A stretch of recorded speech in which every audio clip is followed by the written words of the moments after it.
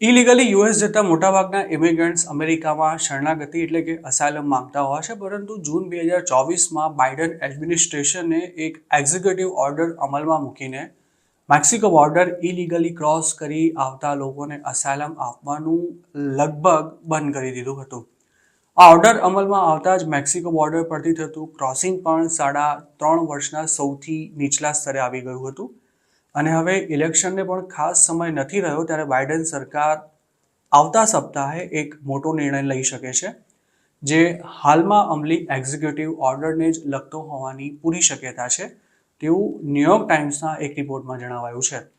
આ રિપોર્ટમાં એવો દાવો કરવામાં આવ્યો છે કે બાઇડન સરકારે અમલી બનાવેલો આ એક્ઝિક્યુટિવ ઓર્ડર તેમનો કાર્યકાળ પૂરો થયા બાદ પણ અમલમાં રહે તે સુનિશ્ચિત કરવા માટે હાલ સરકાર કામ કરી રહી છે.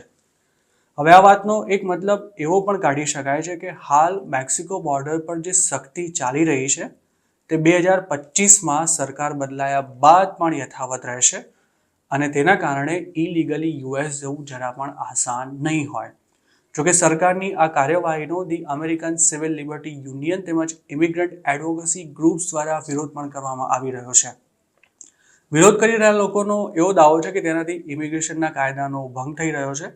તેમજ અસાયલમ માંગતા ઇમિગ્રન્ટ્સને ફરી પોતાના દેશમાં ભયજનક માહોલમાં જવાની ફરજ પણ પડે છે. હાલ અમેરિકાની સરકાર અસાયલમ ફાઇલ કરવા માટે અગાઉથી CBP-1 એપ પર અપોઇન્ટમેન્ટ લીધેલી હોય તે જ માઇગ્રન્ટ્સે મેક્સિકો બોર્ડર પરથી એન્ટ્રી આપી રહી છે અને આવી રોજની 1000 અપોઇન્ટમેન્ટ્સ હાલ આપવામાં આવે છે, પરંતુ તેના હેઠળ અમેરિકાના આસપાસના દેશો જ અસાયલમ માટે અપોઇન્ટમેન્ટ બુક કરી શકે છે. સરકારે મેક્સિકો બોર્ડર પર જે એક્ઝિક્યુટિવ ઓર્ડર અમલમાં મૂક્યો છે તેની જોગવાઈ અનુસાર સતત 1 અઠવાડિયા સુધી ઇલીગલ ક્રોસિંગની ડેઇલી એવરેજ 1000થી નીચે રહે તો આ ઓર્ડર રદ થશે, પરંતુ હકીકત એ છે કે આ ઓર્ડરને અમલમાં આવ્યાને 3 મહિના થવા આવ્યા હોવા છતાં પણ તેને ઉઠાવી શકાય તે સ્તરે ઇલીગલ ક્રોસિંગ હજુ સુધી તો બંધ નથી થયું અને આગામી સમયમાં તે સ્તર પર પહોંચવાની પણ શક્યતા નથી. એક્ઝિક્યુટિવ ઓર્ડરની લિમિટ વધારવા માંગતી સરકાર એ પણ સુનિશ્ચિત કરવા માંગે છે કે ઇલીગલ બોર્ડર ક્રોસિંગ ઘટવાનું પ્રમાણ પરમેનન્ટ હોય. એક સમય હતો કે જ્યારે મેક્સિકો બોર્ડરથી મહિને 2.5 લાખથી પણ વધુ ઇલીગલ ક્રોસિંગ્સ થતા હતા, પરંતુ જુલાઈમાં આ આંકડો ઘટીને 56,000 થઈ ગયો હતો અને ઓગસ્ટમાં તે 58,000 નોંધાયો હતો. સપ્ટેમ્બરમાં પણ મેક્સિકો બોર્ડર પરથી થઈ રહેલા ઇલીગલ ક્રોસિંગનું પ્રમાણ 50,000થી 60,000ની આસપાસ રહેવાની શક્યતા છે. ડિસેમ્બર 2024માં મેક્સિકો બોર્ડર પરથી રેકોર્ડ સંખ્યામાં ઇલીગલ ક્રોસિંગ થયું હતું, જેમાં અમુક દિવસો દરમિયાન તો 5,000થી પણ વધુ ઇલીગલ ઇમિગ્રન્ટ્સ બોર્ડર પર અરેસ્ટ થયા હતા. તે વખતે એવી સ્થિતિ હતી કે માઇગ્રન્ટ્સને ડિટેન્શન કેમ્પમાં રાખવાની જગ્યા ન રહી હોવાથી તેમને અરેસ્ટ કર્યાના ગણતરીના કલાકોમાં જ રિલીઝ પણ કરી દેવામાં આવતા હતા અને તેને લીધે અમેરિકાની ઇમિગ્રેશન કોર્ટ્સમાં પણ અસાયલમના કેસીસનો જોરદાર ભરાવો થઈ ગયો હતો, જેનો બેકલોગ ક્લિયર કરવામાં પણ હજુ વર્ષો લાગી જાય તેવી સંભાવના છે. અમેરિકાએ હાલ મેક્સિકો બોર્ડર ઉપરાંત કેનેડા બોર્ડર પર સખ્તાઈ વધારી દીધી છે.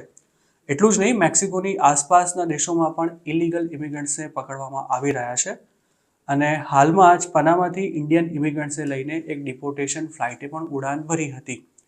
અમેરિકાની ચૂંટણીમાં ઇલીગલ ઇમિગ્રેશન ખૂબ જ મોટો મુદ્દો છે અને આ મુદ્દે ટ્રમ્પ ડેમોક્રેટ્સ પર હાવી થઈ રહ્યા હોવાથી સફાળી જાગેલી બાઇડન સરકારે પોતાની ઓપન બોર્ડર પોલિસી પડતી મૂકીને 4 જૂનના રોજ એક ઓર્ડર અમલમાં મૂકી મેક્સિકો બોર્ડર પરથી થતું ક્રોસિંગ ખાસ્સું કાબૂમાં લઈ લીધું હતું. પરંતુ હકીકત એ પણ છે કે મેક્સિકો બોર્ડર બંધ થતાં હવે કેનેડા બોર્ડર પરથી ઇલીગલ ક્રોસિંગ વધી રહ્યું છે,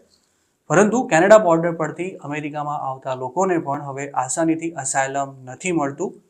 અને અમેરિકાના પ્રેશરને પગલે કેનેડાએ પણ પોતાની ઇમિગ્રેશન તેમજ વિઝા પોલિસી ખૂબ જ કડક બનાવી દીધી છે. સૂત્રોનું માનીએ તો અસાયલમના નિયમો કડક બનતા હવે મેક્સિકો તેમજ કેનેડા બોર્ડર પર પકડાયા વિના જ ક્રોસિંગ કરવાનું પ્રમાણ વધી રહ્યું છે, પરંતુ આ ટ્રેન્ડ ખૂબ જ ખતરનાક પણ છે.